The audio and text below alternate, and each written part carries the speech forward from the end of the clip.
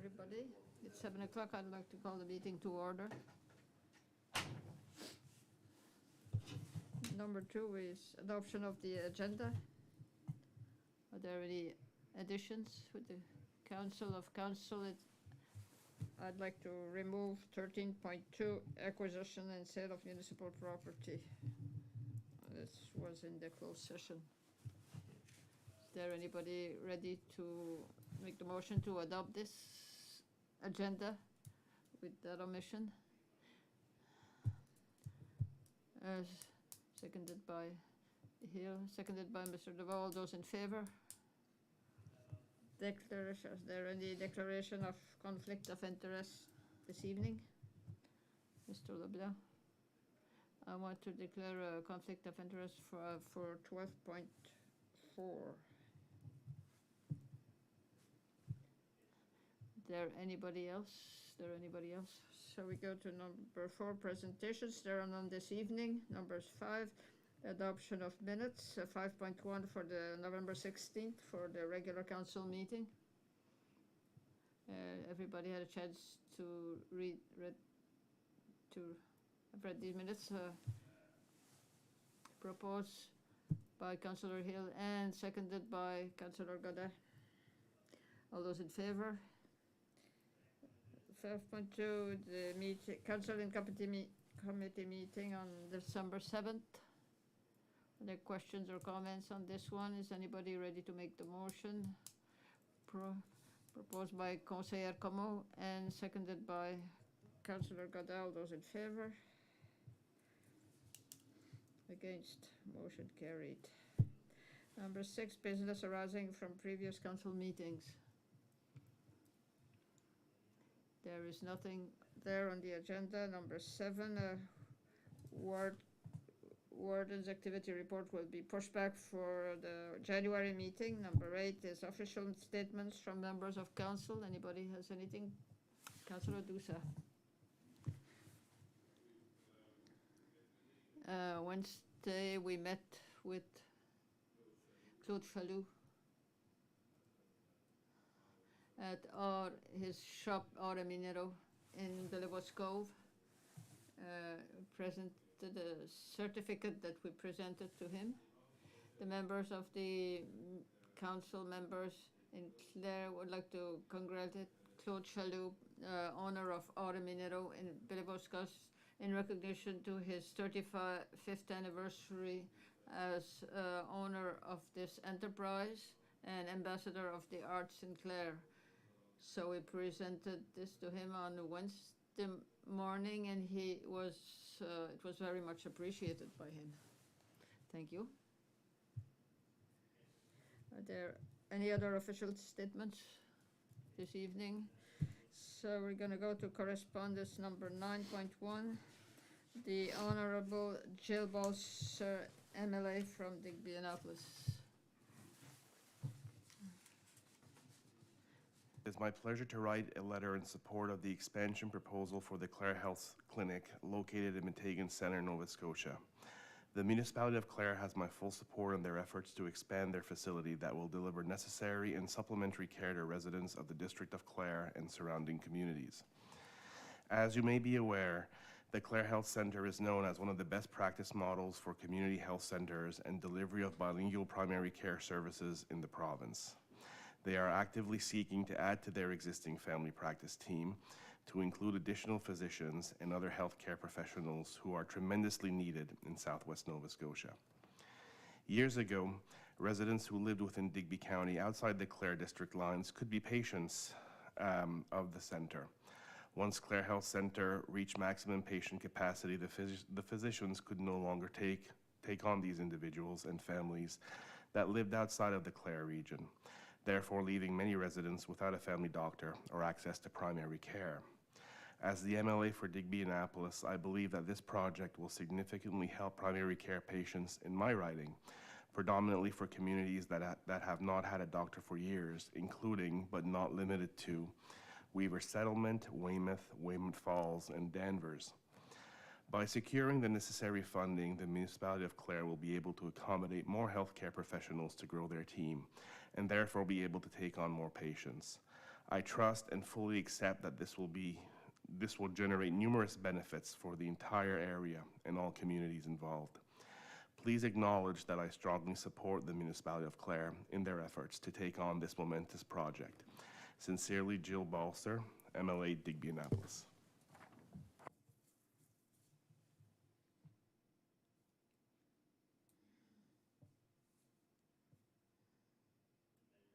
It's a nice letter. Are there questions or comments on this letter? So go 9.2, Wanda Doucette, event coordinator for the coldest night of the year 2023. February 25th, 2023, Yarmouth has something to celebrate, and so could you. That's the night folks in Yarmouth will join thousands of others in 150 plus cities across Canada in the coldest night of the year, a 2.5-kilometer winter walk in support of people experiencing hunger, hurt, and homelessness in our community. In Yarmouth, we'll be walking for Shift Youth Services.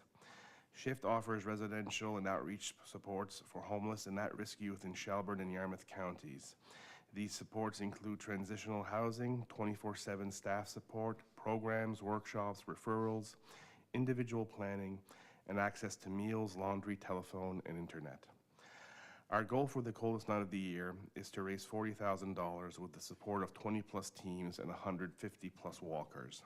I'm writing at you to ask for your support in two ways. Sponsorship. First, would Municipality of Clare consider sponsoring our event with an investment of $500 or more? Participation. Second, would you also consider engaging coldest night of the year by registering in a Municipality of Clare team and recruiting 8 to 10 employees to walk and raise money with us? Coldest night of the year is something special. It's fun, meaningful, and a little challenging.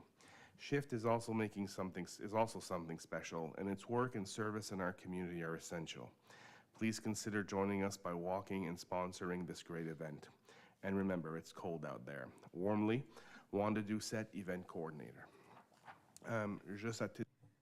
Just to inform you for council is last year we had made a donation of $500 last year for this event. Are there questions or comments on this one? Councillor Hill? Go ahead with another $500 contribution as we did last year.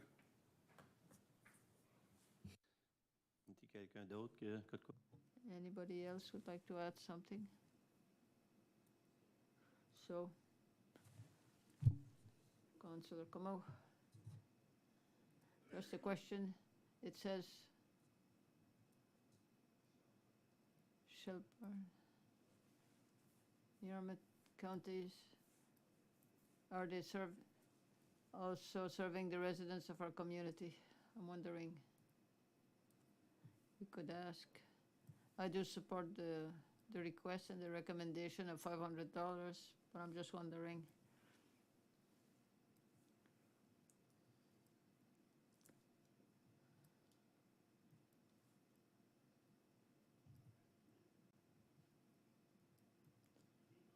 If I remember well, I think we had asked this last year, and they had responded that there are people in Clare who use this service. If my memory is good, there are residents in Clare that are using this service. Are there other questions or comments on this request? Danny? Councillor Hill did the motion, seconded by Councillor DeVoe. All those in favor? Against? Motion carried. 9.3, Bruce Kiley, Chief Clerk of the Board, NSUARB. Dear Mr. Sear, receipt is acknowledged of your correspondence dated and received by the Board on November 24th, 2022. In closing, the Municipality of the District of Clare's application pursuant to Section 369 of the Municipal Government Act to confirm the number of councillors elected for the district at 8 and after and alter the number of boundaries and polling districts. Enclosed with this application was the following: the 2022 boundary review, final report prepared by C&D Community Design, Inc., additional documents, a motion to accept the 2022 boundary review report, and the 2018 boundary review final report. A copy of your application has been directed to the board for review. I will contact you shortly to canvass a date for a hearing of the municipality's application. Yours very truly, Bruce Kiley, Chief Clerk of the Board.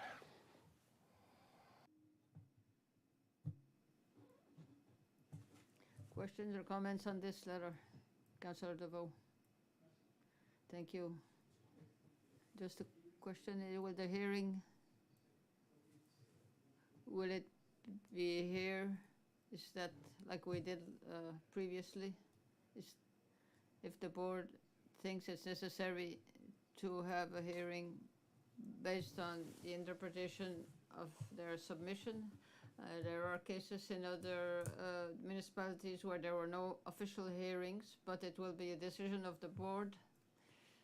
If it is possible that she might be here in person, but this will be rendered public, so if people from Clare want to come, they'll know about it.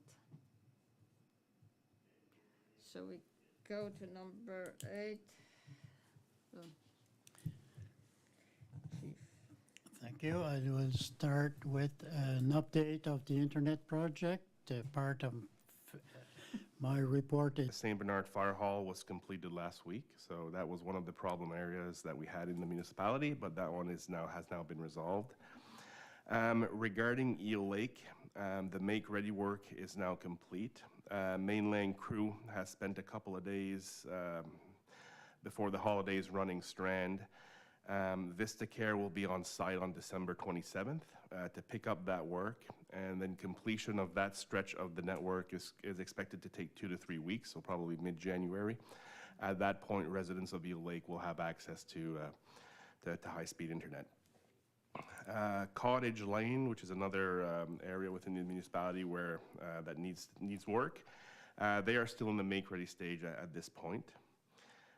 In terms of Victor Lake, now that the last resident has finally agreed to the easement and pole work required, the neighboring property owner has taken issue with the Nova Scotia Power's property survey, property line assumptions. So I think he's questioning the results of the surveyor. So that's something that needs to be resolved before that stretch of work goes any further. So there's no timeline for completion of that particular section of the network. Outside of Eel Lake, Cottage Lane and Victor Lake, Mainland has a little bit of tidy up on the Norwood Road near D'Entremont Road, and some splicing to finish up in the Lake Dowsett Springvale area. The majority of this work is scheduled to be completed in January as well. Since the announcement of the purchase of Mainland by Rogers, we've been getting the occasional question here as well in terms of what will that mean in terms of the availability of packages, and also how will this affect price? Those are the main two questions that I've been getting. So in terms of availability of package, Mainland is saying that eventually they'll be able to offer Rogers services on the network. So this includes the Roger Ignite TV platform, which is considered one of the best in Canada, but there's no timeline as of yet to when these will be offered. How will this affect the price? Again, according to Mainland, the prices for the existing Mainland services are likely not to change over the next year. Mainland has made an effort to not raise anyone's price since they started almost 4 years ago now. Once the Rogers Ignite platform is available, it's expected that this particular platform will be priced as similarly as it is in other markets across the country. But for the time being, it sounds like price-wise, everything is status quo, that they're not expecting any increases for at least another year. Pour le reste de mon rapport, je vais... For the rest of my report, I'll do it French. For the Veterans Center, we will discuss it tonight in camera, 13.1 on contract negotiations. For the Health Center, we will discuss it later at item 12.1 under new business. For the park, Mary and Joseph de Gaulle Park, all the permits have been submitted to Natural Resources and Renewals, so the evaluation of our permit requests are being studied. Our concept paper has been submitted to ACOA. We are waiting for feedback from the agency regarding the project and the official permission to go ahead with the project. We have nothing new under the lighthouse at the Cape. We are dealing Bellevue Cove as a priority because it's a project that is more complicated. For our action plan on housing, as you know, we came out with a tender to attract the attention of the public sector, but unfortunately we had no reply to our request. The request included the land pieces in Littlebrook, Havelock, and well as the elementary school of Joseph de Gaulle and Stella Maris. As I said, we have no reply, but we will re-examine this after the holidays to see if we can do something different to create interest. It is certain that with the markets as they are now and the interest rates for the developers, it is not so interesting for them. For the extension of the sewer system, there we will discuss it in camera tonight under item 13.1, contract negotiations. For the sidewalks in Meteghan, I'm happy to announce officially that the project has been approved. The announcement was made earlier today by the Member of Parliament of King's Hants on behalf of the Minister of the Infrastructure Canada, Honorable Dominique Leblanc, and the announcement was made by press release.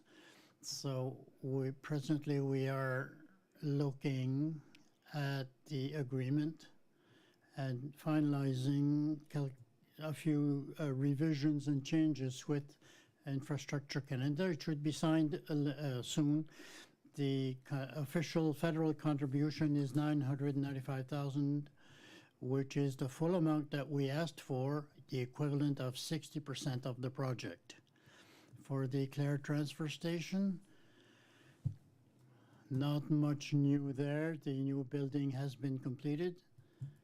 The repairs, as a result of the fire, are still being done, but we are working ahead. And the fire alarm, we think that the new system will be in place in January. For the cultural hub, the drains have been installed. The pavement, we wanted to put pavement in the parking in front. I was counted by Aberdeen, and they are late in their projects, and because we are so late in the year, they are asking to push it in the spring of 2023. I said no problem, but I'm waiting confirmation of the company that they will honor the cost that they have given us earlier this fall. No news on this yet. For the project at the Wentworth Park, no big change there either. The project is going forward. We will have a presentation for the new year on the concept that we are choosing, but there will be purchases made, and we will go forward with the bathrooms, etc. For the boundary review, I already spoke about the letter. The documents have been deposed with UARB, and we are just expecting some news from them about our meeting. At the financial level, as of November 30th, 2022, the municipality had $9,920,844 in revenue versus $7,106,129 in expenses, for a surplus operational of $2,814,315. Again, on November 30th, the municipality had a balance of $3,533,979 in its operation funds $498,000 in the capital fund, and a total in reserve of $3,257,049. The last amount can be spread as follows. The operational reserve, $1,655,362. The capital reserve, $804,615. The landfill closure, $340,573. And gas tax reserve, $456,000.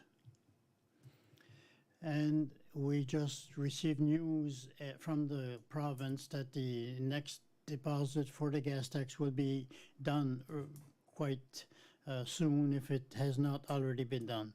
But that amount is not reflected in this balance. And that is my report. Thank you, Mr. Sear. We will go on. Any questions on the CAO's report? We will go on to item 11, the committee reports. 11.1, construction building. The construction report is at the end of November of 2021. We had 273 permits issued for a value of construction of $45,565,000. And at the end of November 2022, we had 256 permits issued for a value of $13,834,000.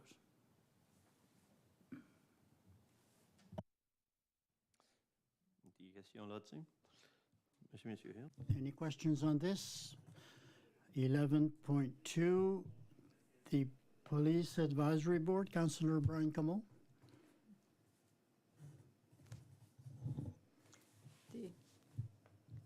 The consultative committee met on November 5th with Corporal Leblanc and advised us that Sergeant Daniel Godin is retiring on the January 3rd, 2023.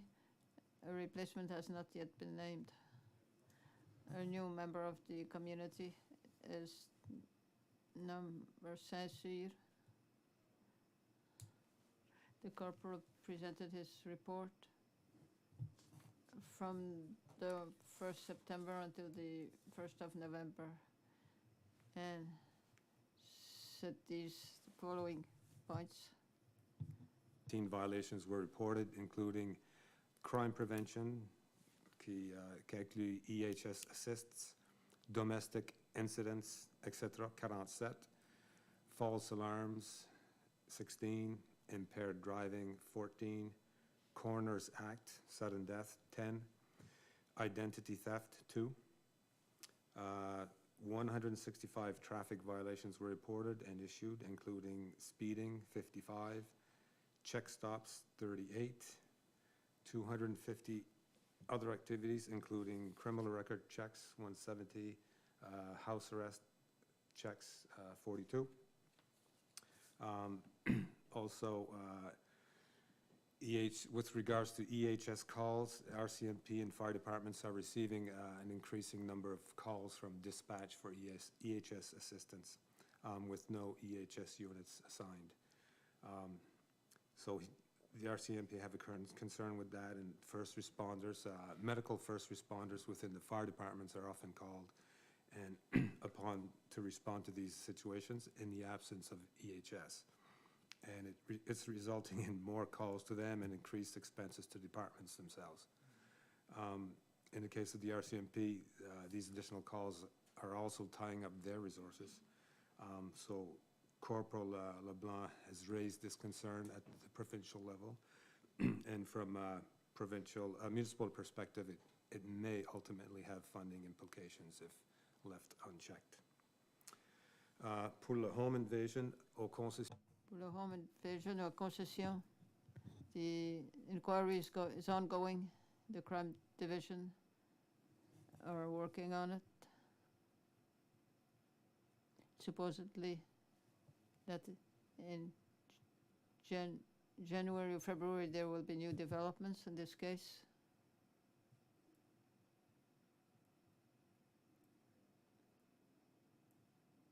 And the RCMP is staying in contact with the family.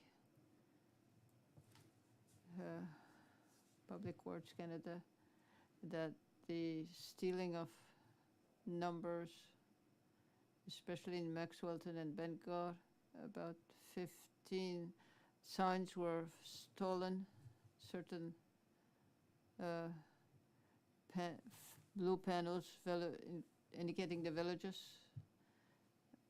And there's a press release that was done regarding this, and regarding the fire at New Edinburgh Fish Plant, the fire marshal has charged the cause of the fire is undetermined. So the inquiry is terminated, and because there's no evidence to suggest criminal activity.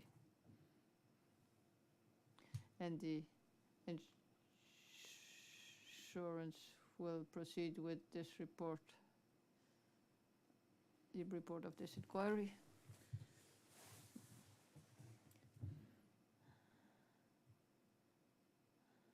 Thank you, Councillor Comeau. Is there questions or comments regarding that report? If no, we could, number 12.1, motion to award tender for Clare Health Centre expansion. The municipality had a tender for this expansion. The tender was closed on November 8th, and we received a total of 4 submissions. The 4 companies were reputable companies, and the difference in prices was very close. The variety between the highest and the lowest bid was only 5%. So after we revised the submissions, and also by our greatest cardinal, the recommendation is to proceed with the, and we give the, we accept the tender of reject construction at the amount of $6,248,730 plus HST. So Council has made a recommendation to accept the submission of reject construction. So we ask you, I'm asking you tonight for an official motion. If the motion passes this evening, the work will start in the beginning, in the spring, at the end of March 2023. There questions or comments on this one? Somebody ready to do the motion? Councillor Gada. I move that the Council for the Municipality of the District of Clare award the tender for the Clare Health Centre expansion to Rickcheck Construction Limited in the amount of $6,248,730 plus HST. Somebody who, seconded by Councillor Hill. All those in favour? Motion carried. 12.2, motion to transfer funds from the operating reserve to the capital reserve. This is operational question, but if when you talk of a capital reserve, we necessitate a motion by council. When the Jeanette Chef presented her this, she suggested that we transfer $1 million from the operating reserve to the capital reserve, especially since we have quite a few capital projects coming in the near future. So I agree that this is a good motion, and we need a motion, official motion from council to transfer these funds when we transfer from one account to another one. Are there questions or comments on this one? Somebody ready to make the motion? Conseiller Como? I move that the council for the municipality of the district of Clare transfer $1 million from the operation reserve to the capital reserve. Seconded by Councillor DeVoe. All those in favor? Against? Motion carried. 12.3. Clare Firefighters Association request for funding.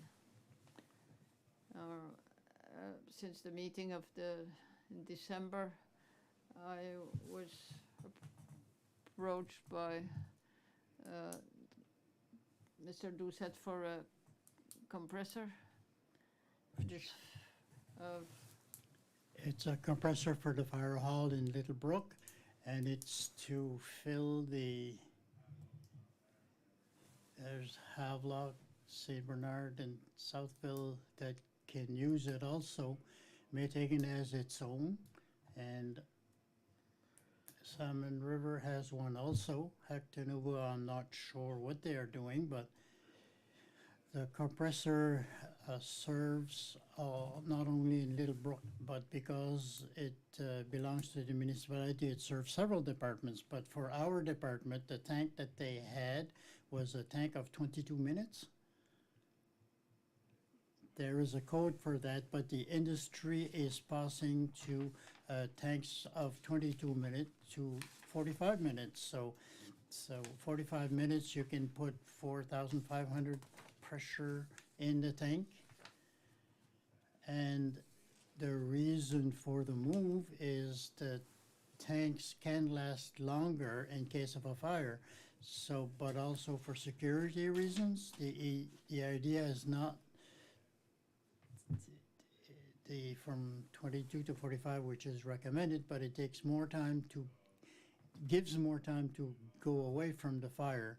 And if you can hook two members of departments on the same tank, so it is an advantage to the security of the members.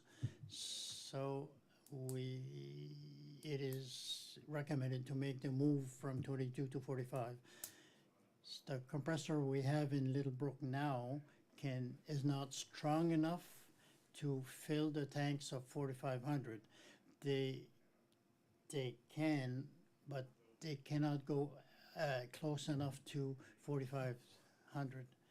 So we had a request from Connors for two things: the purchase of a new compressor able to fill the tanks of 6,000 pounds, and the purchase of 4 new cylinders of 6,000 pounds each. So the purchase of the compressor, or the price of the compressor, is $34,405.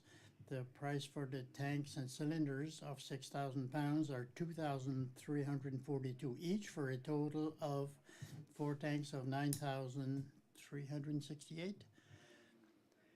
The reason why they approached us now is because the price of that compressor and the tank will rise from 7.5% in January. So they are asking if the council would consider this purchase. I advised Mr. Doucette that evidently it's a big amount. It's not something we had budgeted, but I would bring it to the council for your consideration. At my discussion with Dave Doucette, he shared that the Meteghan Fire Department are making updates with their compressor, not necessarily buying new compressors, but having upgrades. So following that discussion, we contacted Connors, the representative who gave the quote, to look at our options. The purchase of a new compressor is the easiest option for 6,000 PSIs that it requires, but another option would be that are being used by other departments across the province, that they don't want to necessarily pay for $35,000 for a new compressor, but according to Connors, he's telling us that the compressor, which is a bit higher, is upgradable. It can be upgraded for around $1,000, $1,500 up to 5,000 PSI, which would be sufficient to fill the tanks. He suggests still to go with the 4 cylinders at the price of $3,243 each, but you could upgrade your existing compressor for now to essentially, it's a service call that they would come to do it. It's not a big job, but we are looking at $2,000 max to do that. So instead of an expense of $44,000, $45,000, at the end of the year, we could look at maybe $12,000 for something that could be used. So that was the discussion that I had with the warden on this, and my recommendation would be, because it is feasible according to Connors, that and because it is done elsewhere in the province with other departments, my recommendation would be to go with the upgrade, the purchase of 4 cylinders for a maximum of $12,000 plus HST. If next year or in a couple of years we see that it is not doing what it should, as they said it would work, then the decision regarding the compressor will be reevaluated. But for now, the cylinders, we will need it anyway if we go with the new compressor or or the upgraded compressor. We still need them, but we are looking at $1,500 to $2,000 in order to save $30,000 for now. And if it doesn't work, then we will revise our decision later in the future. And if we need a purchase of a new compressor, then we can consider it then. So that is my recommendation. And if you agree with that, we need a motion to go forward with the purchase of the upgrade and the 4 cylinders to a maximum of $12,000 plus HST. I have one question. The 4 cylinders, is that for our departments or is it divided into departments? The 4 cylinders are all, they belong to CFSA, but they are in Little Brook with the compressor. What happens is after a fire, they come here to fill in their tanks. So the department gets one of their members to go to the fire hall in Little Brook to fill in their tanks. So that's why those cylinders, when those cylinders come in place, it allows them to fill in the tanks. But it is used by all the departments who use the compressor in Little Brook. Any questions or comments on this? Councillor DeVoe? Thank you. I agree that we should go with the refit and the upgrade. If by chance it wouldn't work when it comes to either selling or trading the compressor they have now to put in a new one, we will get back our project because the money, we will get it back. So I think that I would make the motion that we just do the upgrade and change the 4 cylinders up to an amount of $12,000. I make the motion.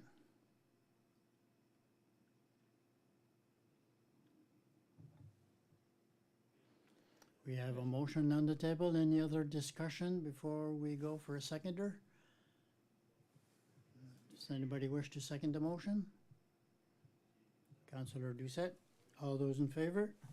Against? Motion is carried. 12.4, funding request from Le Courrier de la Nouvelle-Écosse 85th anniversary. As you have seen in your kit, the Courrier de la Nouvelle-Écosse is launching a financial campaign and entitled the Campaign for Local Journalism. It is during their 85th anniversary. So if they look at we are free to give what we want, but they are giving 3 different packages that are proposed, $2,000, $1,000, and $500. And that is each, depending on what we give, they're offering something in exchange, like a copy of a promotional book that will come out to celebrate the 85th anniversary, our logo or our name on the advertising and all that. The goal for this is to support the courtier, and I think the courtier for the francophones in Nova Scotia, I think it is an important partner for us, and my recommendation to council is certainly that we make a contribution. I would say also that we are doing an effort every year to support the activities of Le Courrier that are done through our press releases, our posters, the advertising we put and all that, but last year at the Courrier, we, at L'Imprimerie d'Escarbot, we spent $21,124 in terms of our tourism guide, ads, $4,300 for our tax sale, and other advertising for $4,109. So I think we are a partner with Le Courrier, but I think this is a good opportunity and a cause to make a donation. I spoke with different organizations around. I spoke with Argyle specifically. They had the same request, but they will deal with it in January. But as I said, other organizations, I spoke with them also, but my recommendation, with your discretion to decide it, my recommendation would be to give a $500 donation. Any questions or comments? Councillor Comeau? Good. I think the courtier is bringing a lot to the community, and I'd like to make the motion that we do a donation of $500.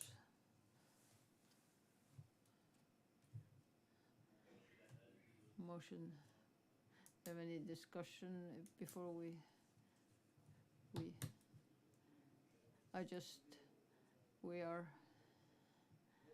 it's been for a long time that it is important for us to keep the courtier continuing. It's important for our region, and I would like to second this motion. Motion is seconded by Councillor DeVoe. In favor? Motion carried. 12.5, request for a letter of support by Y-Reach. Y-Reach is an organization that in the immigration and welcoming immigrants here in Nova Scotia, and mostly in rural communities like ours. It's been a good partner for us with welcoming committees that we have put in place over the past few years. It's a good partnership to have with them. There are also things that are being done outside their I received a request for a letter of support for a finance campaign that they're making now. This is to help them to have better services for our new immigrants arriving in our communities. So certainly it is something that we like. I spoke to Amy and Pam because they work in this domain, and Pam and Amy would like to also support this recommendation. So I think that motion to send them a letter of support for their funding request for Y-Reach. And there somebody is ready to make the motion. Conseiller Comeau. I would like to make the motion for send a letter of support to send to Y-Reach. Seconded by Councillor Hill. All those in favour? Against? Motion carried. So, number 13 is, there's only one, is contract negotiations on the closed session. So the next meeting will be on January 18th, 2023. So I'd like to wish good festive season to all the people in Clare, the families, and everybody. So we'll just like to give our sincere wishes. Anybody wants to propose? Okay, just to go in closed session. I was going to finish this meeting fast, although thank you very much, everybody.